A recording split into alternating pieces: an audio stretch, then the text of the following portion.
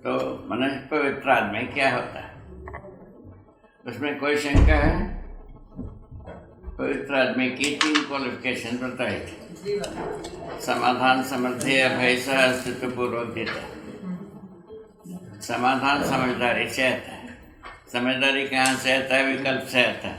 विकल्प कहाँ से आता है? सहअस्तित्व से आता है। सहअस्तित्व क्या है? जिसे मानव चेतना, देव चेतना, दिव्य चेतना रूप में अध्ययन, इन अध्ययन के साथ जीता। पहला बात बताए। उसके बाद नियम, नियंत्रण, संतुलन, न्याय, धर्म, सत्य पूर्वक जीता है। इधर नियम को बताया आचरण रूप में, नियंत्रण को बताया उपयोगिता पूरकता रूप में, ठीक है। संतुलन को बताया 4 अवस्था के साथ संतुलन होना, ये बताया। न्याय को बताया समाधान, व्यवस्था के अर्थ में संबंधों को पहचानना और मूल्यों को निर्वाह करना न्याय।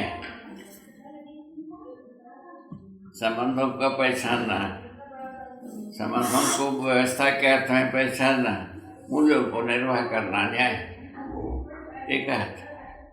समाधान को धर्म बताए। समाधान बराबर सुख बराबर मानव धर्म बताए, ठीक है। सत्य परम सत्य, सहअस्तित्व ही परम सत्य बताए, ठीक है। इसके बाद जो है ना बताया स्वधन, स्वनारी, सपुरुष, दयापूर्ण, कार्य व्यवहार। स्वधन क्या होता है? श्रम का प्रतिफल।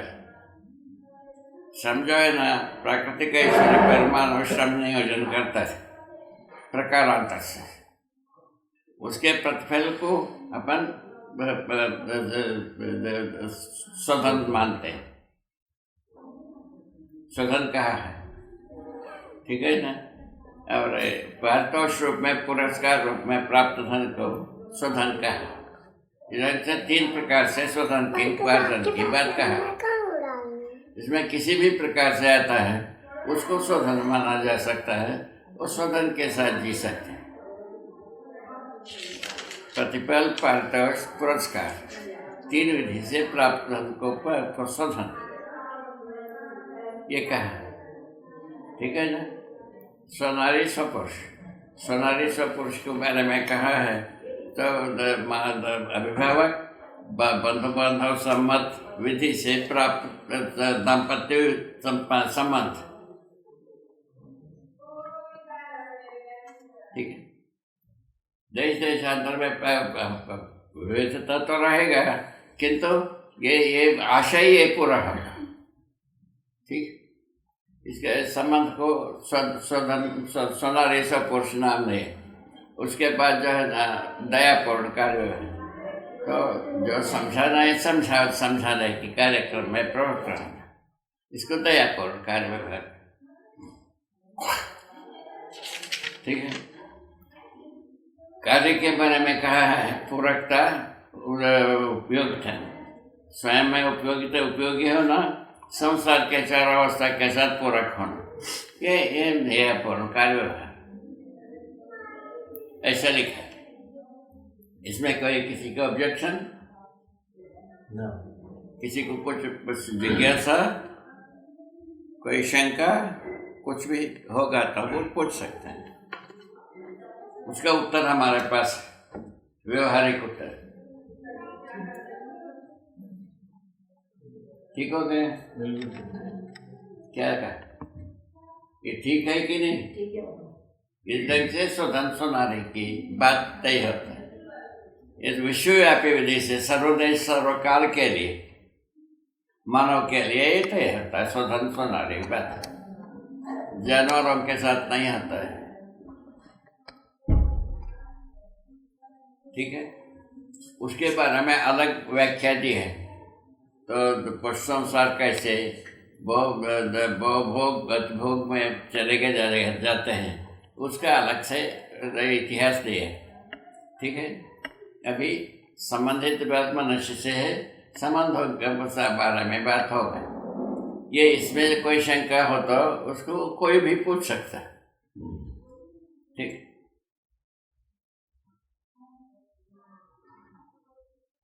ठीक है, ठीक है, ठीक।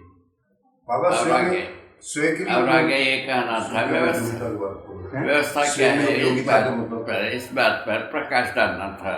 आज का समावेश में संदर्भ में और दोनों विधा से ये व्यवस्था को स्पष्ट करने की बात। उसके बारे में सूत्र ये बताए थे, परिवार मूलक स्वराज्य व्यवस्था, शाश्वत व्यवस्था। मानव परंपरा में परिवार मूलक स्वराज्य व्यवस्था होने की व्यवस्था है, और परिवार मूलक व्यवस्था होना ही जो सार्वभौम व्यवस्था है, ये बताए थे सूत्र रूप में। तो परिवार मूलक स्वराज्य व्यवस्था क्या चीज़ है? हम पहले हमारा आचरण में फिट हो जाए, समझदारी से फिट हो जाए। समझदारी क्या पूरा होना? तो पूरा सहअस्तित्व समझ में आना है। सहअस्तित्व में 4 भाग, पदार्थावस्था, प्राणावस्था, ज्ञानावस्था, प्राणावस्था, जीवावस्था, ज्ञानावस्था। ये 4 अवस्था में एक सूत्र में जीना, अपने अपने अवस्था के अनुसार अध्ययन ज्ञान होना। पत्थर जैसा काम करता है वैसा आदमी नहीं काम करता है, जीव जैसा काम करता है वैसा आदमी नहीं काम करता है, और झाड़ जैसा काम करता है वैसा आदमी नहीं काम करता है। जैसे सबको अलग अलग ढंग से जीने की विधि को पहचानना, उसको उसी विधि से रहने के लिए व्यवस्था बनाना, इसका नाम है सार्वभौम व्यवस्था। चारों अवस्था व्यवस्था में रहने के लिए जो नियम बना लेने हैं वही प्राकृतिक नियम है। अभी ऐसा कुछ नहीं है, सिर्फ जैसा भी माना है वैसा संविधान बनाते हैं। ये कोई वैसा व्यवहार में आएगा? संसार के संविधान जितने भी मानव संविधान मानवीय आचरण से संबंधित है ही नहीं है।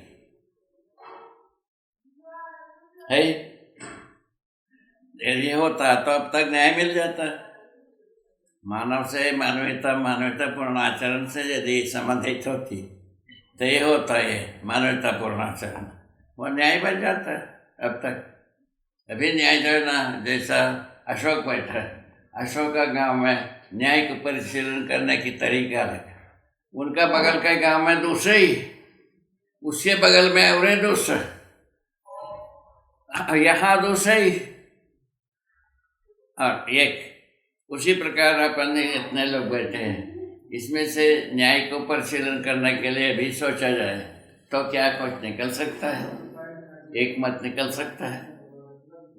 नहीं निकलता। क्यों नहीं निकलता? हम अपने मन से मनगढ़ंत न्याय को सोचते हैं। आप अपने मनगढ़ंत, आप अपने मनगढ़ंत, आप अपने मनगढ़ंत, ऐसा। इसमें से हम अपने एक जगह में मिलते हैं। उसके लिए क्या किया जाए? सबको मिलने वाला स्थिति को पहचाना जाए, सब मिलने वाले बिंदु को पहचाना जाए, यही निकलता है। वो क्या चीज़ है? सहअस्तित्व बनता है। ये चारों अवस्था एक साथ जीने की विधि से ही बनता है, दूसरा कोई प्रस्ताव बनता है। अभी इतने लोग बैठे हैं, अपन सब सज्जन हैं, इनमें कोई दुर्जन नहीं है, सभी सज्जन बैठे। अभी इनमें कोई चीज़ निकल पाता है? अभी दुर्जनों का सभा को छोड़ ही दे, अभी सज्जनों का सभा की बात करता, निकलता नहीं ना। अभी यदि सहअस्तित्व को याद करते हैं, चार अवस्था को संतुलित रहने की स्थिति में यदि हम जी पाते हैं, ऐसा सूत्र व्याख्या बनता है, तो तब न्याय होता है कि नहीं होता है? चारों अवस्था के साथ हमको जीना पड़ेगा कि नहीं बनेगा? धरती पे रहना पड़ेगा कि नहीं? कहीं भी रहेंगे, ठीक है। तो वनस्पति संसार के साथ रहना पड़ेगा कि नहीं, वो भी सोचना होगा। जीवों के साथ रहेंगे कि नहीं रहेंगे, उसको भी सोचना पड़ेगा। मानव के साथ रहेंगे कि नहीं, उसको भी सोचना। इसमें किसको माइनस करके हम जी पाएंगे? इसको किसी को माइनस किया जा सकता है? अभी तक आदमी इसको नाश करने के लिए लगा है कि वो एक कालिदास विद्या हुआ कि नहीं हुआ। कालिदास विद्या में लिखते हैं, जो कोई छाट के ऊपर बैठा था, उस वो जो बैठा था उसी दगाली को काटता है। ठीक है, काटता रहा तो उसको उनके साथ जो है ना एक राजा का पुत्र को शादी करा दिया उनका मंत्री ने, ऐसा लिखा है। इसको काटदार से दिया कहते हैं। ठीक है ना, तो अपने अपने बैठा हुआ दगाली को अपने हाथ से काटना, ये कहा तक उचित होगा? ये कुछ नहीं, इसको सोचने पर लगता है ये ठीक नहीं है ना। इन ठीक नहीं तो ही ठीक क्या होगा? ठीक ये होगा सबके साथ जीने की विधि को अपनाया जाए। जीने से यदि सबके साथ जीने के नियम पूर्वक आचरण पूर्वक जीना और नियंत्रण पूर्वक जीना, मनुष्य के पास और एक कड़ी निकल गई है। तो मनुष्य जो है ना इन चारों अवस्था के नियंत्रण को बना के रखना, ये अधिकार बनता है। ठीक है जी, उसका इसी का नाम है व्यवस्था। ये रहने से संतुलन बनता है। चार अवस्था में संतुलन बनने से हम पीढ़ी से पीढ़ी तक निरातंक विधि से जी सकते हैं। इसका नाम है व्यवस्था। इसको सार्वभौम व्यवस्था नाम दिया। सार्वभौम व्यवस्था क्या होता है? परिवार मूलक स्वराज्य व्यवस्था के रूप में होता है। परिवार स्वराज्य का अनुभव कर सकता है। परिवार स्वराज्य में क्या चीज़ है? अभय सह अस्तित्व दोनों होता है, समाधान समृद्धि के साथ। परिवार में चारों भाग आ जाता है, इसका नाम है परिवार स्वराज्य।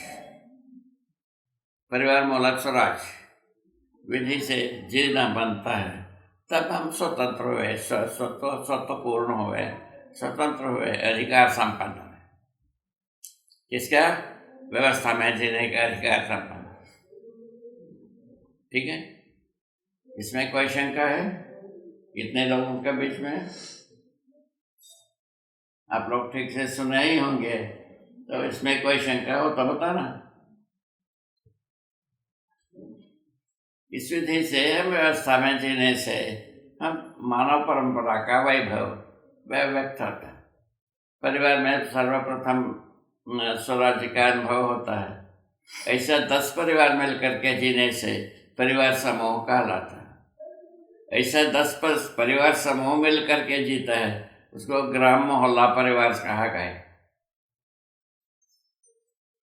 ठीक है, और ऐसे 10 ग्राम मोहल्ला परिवार मिलकर के जीता है, उसको ग्राम मोहल्ला परिवार समूह कहा गया। उसके बाद जो है ना उसके वैसा 10 परिवार मोहल्ला परिवार सभा मिलकर के एक सभा को बनाता है। उस स्थिति में उसका कहा क्षेत्र सभा, क्षेत्र परिवार सभा। ऐसा 10 परिवार क्षेत्र सभा मिलकर के एक व्यवस्था बनाता है, उसको मंडल परिवार सभा का। ऐसा 10 मंडल परिवार सभा मिलकर के एक मंडल समूह सभा बनाता है। ऐसा 10 मंडल समूह सभा मिलकर के एक मुख्य राज्य सभा बनाता है। ऐसा 10 मुख्य राज्य सभा मिलकर के एक विश्व राज्य सभा बनाता है। अथवा कितना भी मुख्य प्रधान राज्य सभा रहते हैं, वो सब मिल करके एक विश्व राज्य सभा बनाता है। इस 10 सीढ़ी में ये पूरा का पूरा व्यवस्था, सार्वभौम व्यवस्था पूरा 10 करोड़ आदमी का ये व्यवस्था बनता है कम से कम। अभी मैं 600 करोड़ रुपये, 600 करोड़ आदमी में अपन ज़्यादा आदमी हो गए, मरे जा रहे। कैसा है? इसे जहाँ जितना बचना चाहे उससे ज़्यादा होना, जहाँ जितना बचना चाहे उससे कम होना, इस व्यवस्था से हम अव्यवस्था में आ गए।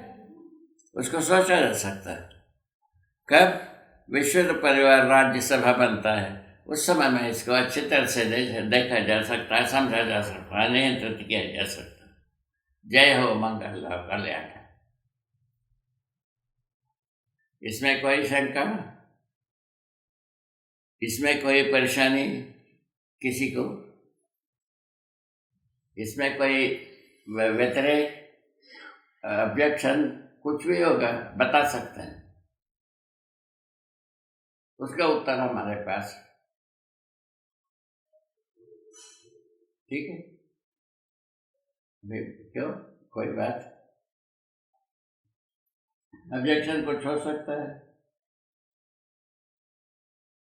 देखिए नहीं बाबा,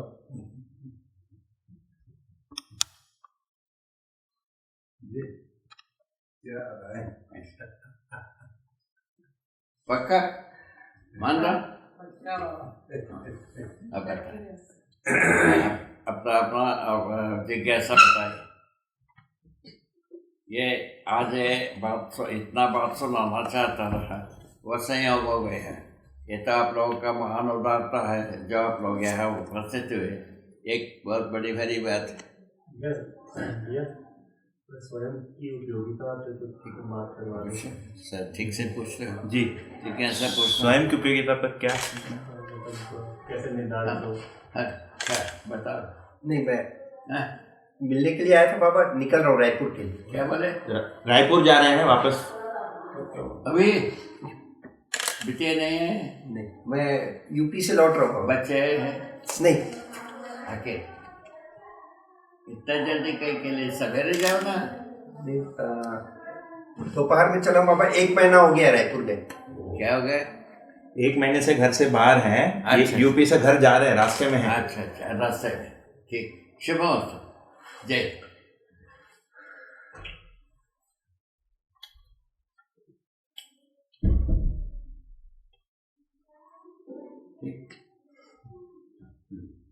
बताओ और कुछ बताओ।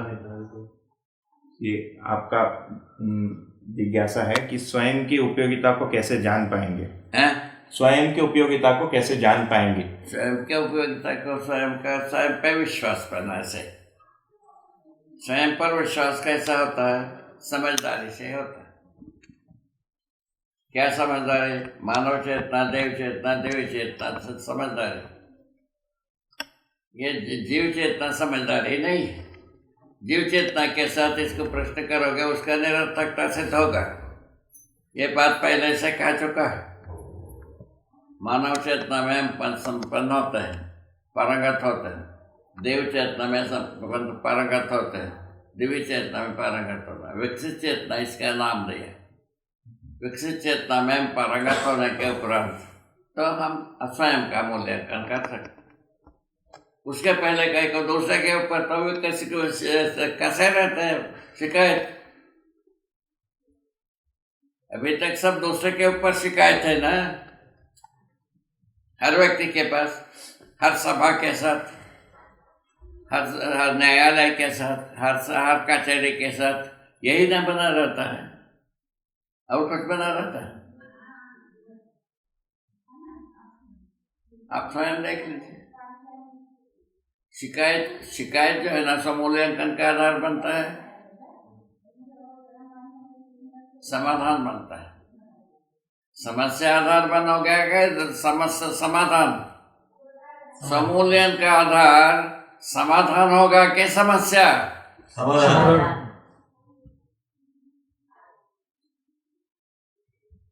क्या हाल? नहीं हाल है ना? बात नहीं हाल है ना? बहुत बढ़िया। समस्या के साथ हम मूल्यांकन पर करेंगे, समाधान समस्या के साथ करेंगे, समाधान के साथ करेंगे, इसको तय कर सकते हैं। समाधान पाएंगे तब ना। समाधान संपन्न कैसा होंगे? ये जीव चेतना में हम समाधान नहीं पाएंगे, समस्या ही पाएंगे। समस्या को ही गाएंगे, समस्या को ही गुनेंगे। समस्या में हम पंडित कहलाएंगे, दक्षिणा पाएंगे, सभी बात होगा, किंतु ये बात बनेगा नहीं, समूल्यांकन होगा नहीं। ठीक है? समूल्यांकन होने के लिए क्या होना? समाधान को पाना ही होगा। समाधान के अर्थ में समूल्यांकन होगा। हम जो पहले मूल्यांकन क्या है बताया था आपको, ध्यान से उसको आपको बताया था। समूल्यांकन का आधार पहला बनता है, हम जैसा बोलते हैं वैसा हम करता हूँ कि नहीं। जैसा करता हूँ वैसा जीता हूँ कि नहीं, जैसा जीता हूँ वैसा हम बोल पाता हूँ कि नहीं। ये जो चेक बैलेंस प्रोग्राम है, इस विधि से मूल्यांकन होता है। यदि हम बोलने में, करने में, जीने में, होने में, इन चारों भागों में एक सूत्र में आ जाते हैं, समाधान होगा क्या समस्या? समाधान।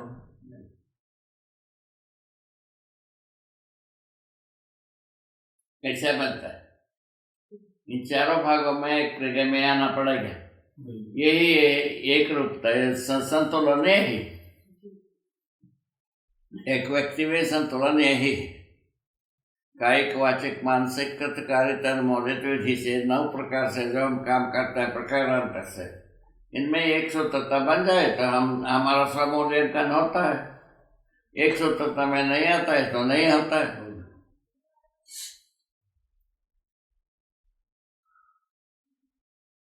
ठीक हो गए? बिल्कुल इसमें सहमत है? बिल्कुल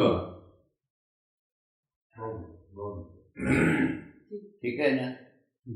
तुमको कैसा लगा?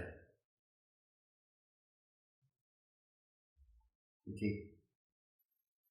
ये पहला मूल्यांकन है। उसके बाद समाधान, समृद्धि या भय सह अस्तित्व में हम जी पा रहे हैं कि नहीं जी पा रहे हैं। दूसरा अध्याय मूल्यांकन, समाधान, समृद्धि या भय सह अस्तित्व रूप में हम जी पा रहे हैं कि नहीं जी पा रहे। दूसरा कसौटी। तीसरा कसौटी ये है, नियम, नियंत्रण, संतुलन, न्याय, धर्म, सत्यपूर्वक जीता हूँ कि नहीं जीता हूँ। तीसरा कसौटी।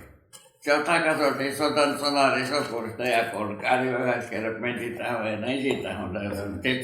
चौथा कसौटी। चार कसौटी व्यक्ति के ऊपर लगता है। हर व्यक्ति अपने ऊपर लगा सकता है। लगा सकता है कि नहीं? क्या कहना? इसको लगा सकता है कि नहीं? समझदार होने से लगा सकते, कर सकता है ना।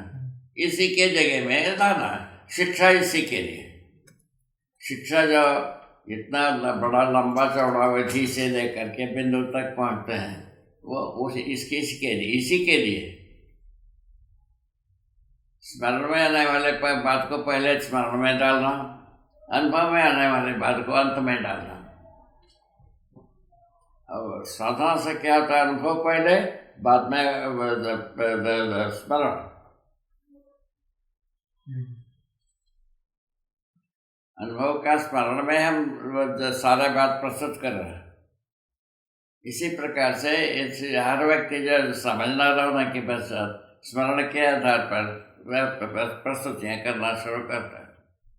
इसीलिए इसको कह रहे हैं।